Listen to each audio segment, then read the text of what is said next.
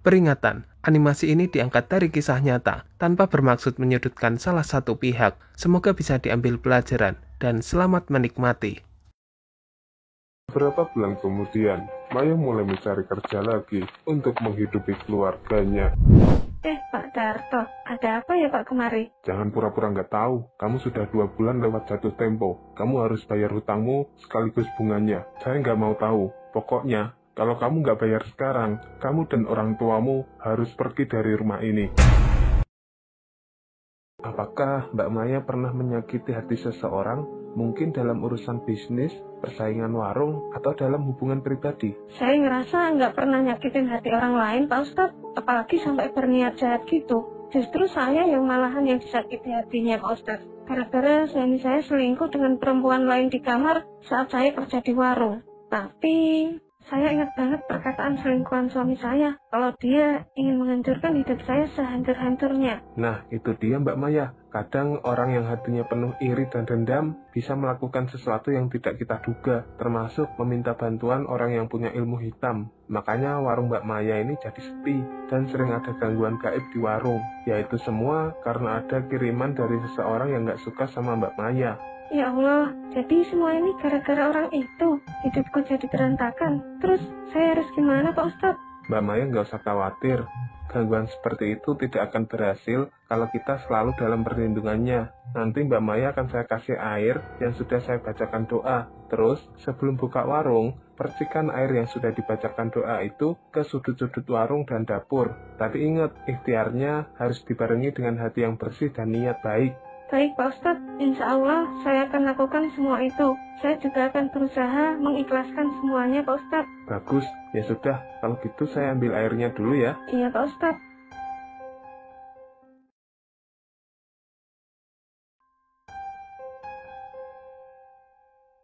Ini airnya Mbak. Oh ya, jangan sampai air yang di botol ini habis ya. Jadi pas mau ngerukiah warungnya, usahakan dicampur dengan air yang lain, biar nggak cepat habis. Baik Pak Ustadz. Tapi untuk biayanya berapa ya Pak Ustadz? Nggak usah Mbak, saya nggak minta bayaran. Niat saya cuma pengen bantu Mbak Maya aja. Wah, terima kasih banyak Pak Ustadz. Kalau gitu kami berdua pamit pulang dulu Pak Ustadz. Iya Mbak, hati-hati di jalan. Semoga warung Mbak Maya kembali normal dan terbebas dari gangguan gaib. Amin. Setelah dari rumah Ustadz Ridho, keesokan harinya, Maya mulai merukiah warungnya dengan mencipratkan air pemberian Pak Ustadz ke sudut-sudut ruangan. Namun di hari-hari berikutnya, warung Maya tetap saja sepi. Sampai akhirnya, warung seblak Maya harus tutup untuk selamanya. Kenapa sih hidup ini berat banget? Apa aku nggak layak untuk bahagia? Suamiku selingkuh, usahaku bangkrut semua, kondisiku hamil tua. Kenapa sih hidupku jadi begini ya Allah? Di saat aku susah, gak ada satupun orang yang bisa aku andalkan. Aku harus cari uang kemana lagi ini? Apa aku bisa membiayai anakku nanti ketika dia lahir? Aku khawatir jadi orang tua yang gagal. Aduh, sakit perutku. Kenapa tiba-tiba perutku sakit? Apa ini kontraksi ya? Aduh, sakit banget. Aku harus minta tolong Dodi ini. Halo Dad, kamu di mana? Iya Mbak, aku di rumah aja. Ada apa ya Mbak? Tolongin Mbak Dad, ini perut Mbak udah mus banget. Kayaknya Mbak mau lahiran Dad. Tolong jemput Mbak sekarang juga Dad. Bawa ke rumah sakit, Mbak gak kuat kalau berangkat sendiri. Oh iya Mbak, tunggu bentar ya. Aku OTW ke sana sekarang. Iya Dad, cepetan. Ketika itu, Maya pun langsung dijemput dan dibawa ke rumah sakit terdekat oleh adiknya untuk dilakukan proses persalinan. Beberapa bulan kemudian, Maya mulai mencari kerja lagi untuk menghidupi keluarganya, sementara anaknya dititipkan ke ibunya. Kenapa ya? Dari puluhan lamaran yang aku kirim, gak ada satupun yang nyantol atau yang kasih kabar. Padahal aku udah bikin CV sebagus mungkin. Ternyata sesusah ini cari kerja di zaman sekarang. Tapi kalau aku begini terus, aku gak bisa membiayai anakku yang masih bayi. Apalagi susu sama popok sekarang harganya makin mahal. Mau gak mau, jalan satu-satunya aku harus berhutang agar aku bisa menghidupi anak dan ibuku sebelum aku punya penghasilan sendiri. Tapi masalahnya, aku hutang ke siapa? hutang ke teman atau tetangga, pasti nggak akan ada yang mau minjemin. Melihat kondisiku yang sekarang, apa aku ke rentenir aja? Soalnya kan aku juga butuh duit cepet.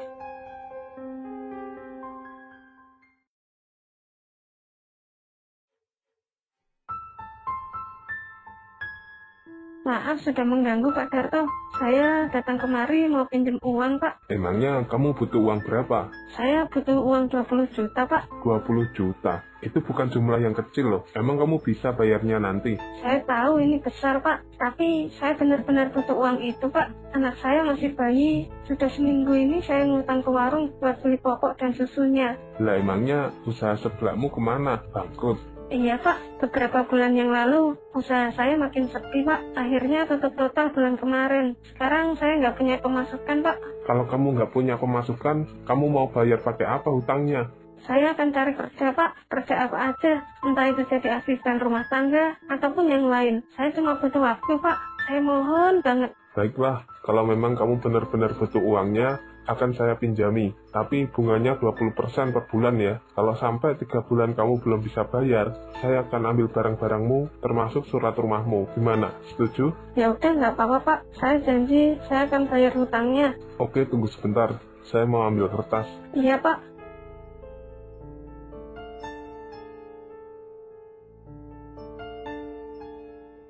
Ini surat perjanjian hutangnya, kamu tanda tangan di kertas ini. Iya Pak. Terus, ini uangnya 20 juta, bisa kamu hitung dulu, kalau kamu nggak yakin.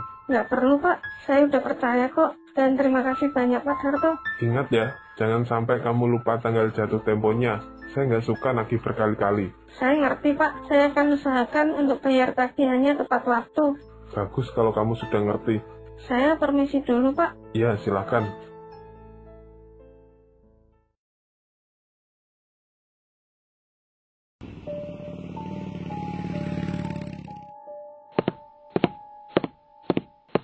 Bu, buat beli beras sama popok dan susunya si kecil. Kasihan dia tadi malam nangis terus. Loh, kamu dapat uang dari mana uang segini, Mai? Alhamdulillah, berarti kamu udah dapat kerja ya? Kerja di mana? Bukan, Bu. Aku belum dapat kerja. Nah, terus uang ini uang dari mana? Kok bisa banyak banget? Jangan bilang kamu... Iya, Bu. Uang itu hasil dari aku pinjem, Bu. Pinjem? Pinjem sama siapa, Mai? Tetangga? Bukan, Bu. Aku pinjam sama orang, rentenir. Rentenir? Ya Allah, Maya. Kamu tahu nggak? Bunga pinjamannya kan besar banget. Apalagi kamu belum punya kerjaan. Gimana nanti bayarnya? Tapi aku nggak punya pilihan lain, Bu. Aku nggak tega lihat ibu bingung mau masak apa. Aku juga nggak sanggup lihat anakku nangis terus kelaparan. Aku cuma mau bantu, Bu. Iya, Mai. Ibu ngerti kok. Ibu juga nggak mau kamu susah begini. Tapi pinjam sama rentenir itu bahaya. Kalau mereka datang lagi, terus kamu nggak bisa bayar, bisa masalah besar ini. Mereka juga nggak peduli kamu punya bayi atau enggak. Iya Bu, maaf, aku salah. Aku mikirnya kalau minggu depan aku bakalan dapat panggilan kerja Bu. Jadi bisa langsung buat bayar cicilannya. Ya udahlah, udah terlanjur juga. Mulai sekarang jangan ambil keputusan sendiri, Mai. Apalagi yang berisiko begini. Ibu lebih baik makan seadanya. Asal kamu dan cucu ibu nggak kenapa-napa. Iya Bu, niatku cuma mau bantu, tapi malah bikin ibu tambah khawatir. Ibu tahu niat kamu baik, yang penting sekarang kita cari solusinya bersama-sama. Iya Bu.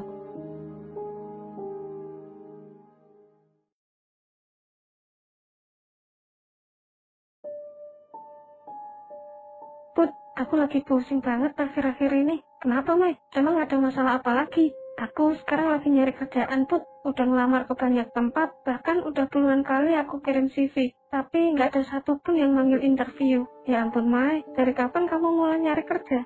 Nah terus, usaha sebelahmu gimana? Dari bulan lalu, Put, kalau warung sebelah udah tutup lama. Soalnya makin hari makin sepi. Aku udah nggak kuat nerusin usaha itu. Makanya sekarang aku mulai cari kerja. Cuma ya gitu, sampai sekarang belum dapet. Aku jadi bingung, Put. Sementara kebutuhan anakku yang masih bayi nggak bisa ditunda. Aku ngerti banget perasaanmu, Mai. Sekarang emang lagi susah nyari kerjaan tetap. Banyak yang ngalamin hal yang sama kayak kamu. Jadi kamu nggak sendirian kok. Iya, Put. Tapi makin lama rasanya makin nyesek. Aku ngerasa kayak gagal jadi orang tua yang tanggung jawab. Mai, kamu jangan terlalu keras sama dirimu sendiri. Kamu tuh punya banyak kelebihan. Mungkin sekarang belum waktunya aja. Tapi aku tahu, kamu bukan tipe orang yang gampang menyerah. Makasih ya Put, tapi tetap aja rasanya berat Put. Aku udah melamar kerjaan, mulai dari admin, kasir, penjaga toko, tapi semuanya nggak ada yang nyantol. Sebenarnya aku agak ragu mau ngomong ini, tapi kamu mau nggak kerja di tempatku? Bukan kerja tetap sih, ya hitungannya freelance, tapi lumayan buat nambah-nambah uang harian. Kerja apaan Put? Di mana? Jadi gini Mai, aku sekarang kerja di tempat karaoke gitu. Kalau kamu mau, kamu bisa jadi pemandu karaoke-nya. Nggak aneh-aneh kok, cuma nemenin nyanyi sama ngobrol tamu yang datang. Gajinya nggak tetap sih, tergantung hari dan tamunya. Tapi kalau lagi rame, bisa dapat lumayan. Kadang ada tip juga, pemandu karaoke. Aku pikir, kamu masih kerja di toko baju itu. Udah enggak, Mai. Dari 2 bulan yang lalu, aku juga awalnya mikir 2 kali. Tapi tempatnya aman kok, nggak kayak yang orang-orang bayangin. Kamu minat nggak? Kalau minat, nanti aku bisa kenalin kamu ke bosku.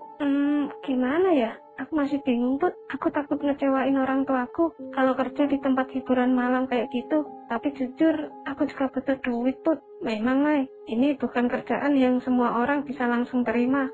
Aku ngerti kok, tapi aku tawarin ini ke kamu, ya karena aku tahu kalau kamu itu lagi butuh. Ya, daripada kamu nggak dapat penghasilan sama sekali kan, Mai? Iya juga sih, Put. Nyari kerjaan lain belum tentu dapat. Ya udah nggak apa-apa Put, aku ikut kerja sama kamu. Sejak saat itu, Maya bekerja sebagai pemandu karaoke di sebuah tempat hiburan malam. Namun karena penghasilan Maya tidak menentu, ia kadang menahan lapar demi bisa membeli susu untuk anaknya.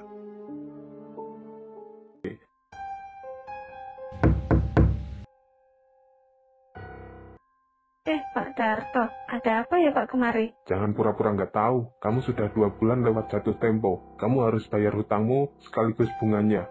Saya minta maaf Pak, saya bukannya kabur atau nggak mau bayar. Tapi penghasilan saya sekarang cuma cukup buat makan sehari-hari Pak. Demi Tuhan saya nggak bohong Pak. Halah, jangan banyak alasan. Semua orang juga bilang begitu. Kamu tahu nggak, hutangmu ini udah numpuk banyak, sampai ratusan juta. Iya Pak, saya tahu. Tapi saya belum punya uang Pak buat bayar sekarang. Kamu kan sudah tanda tangan surat perjanjian. Kamu tahu dong konsekuensinya kalau kamu menunggak. Iya Pak, tapi tolong jangan ambil rumah ini Pak. Di sini saya tinggal sama anak saya yang masih kecil Pak, dan juga ibu saya yang udah tua. Saya nggak mau tahu. Pokoknya, kalau kamu nggak bayar sekarang, kamu dan orang tuamu harus pergi dari rumah ini. Sama barang-barangmu juga bawa pergi. Saya mohon Pak Darto, beri saya waktu. Saya janji akan cicil semampu saya. Tolong jangan ambil rumah ini. Kalau kami diusir, kami mau tinggal di mana Pak? Ya sudah, 1 bulan lagi. Itu batas akhirnya. Kalau sampai tanggal itu kamu belum bayar separuhnya, rumah ini saya proses untuk disita. Kamu mengerti? Iya Pak, mengerti. Saya akan usahakan untuk bayar hutangnya. Tapi tolong jangan usir keluarga saya Pak. Saya sudah terlalu sering dengar janji-janji orang yang susah bayar hutangnya. Tapi saya kasih kamu kesempatan terakhir, 1 bulan. Lewat dari itu, kamu tanggung sendiri akibatnya. Iya Pak, terima kasih sudah ngasih waktu saya. Saya nggak akan sia-siain Pak.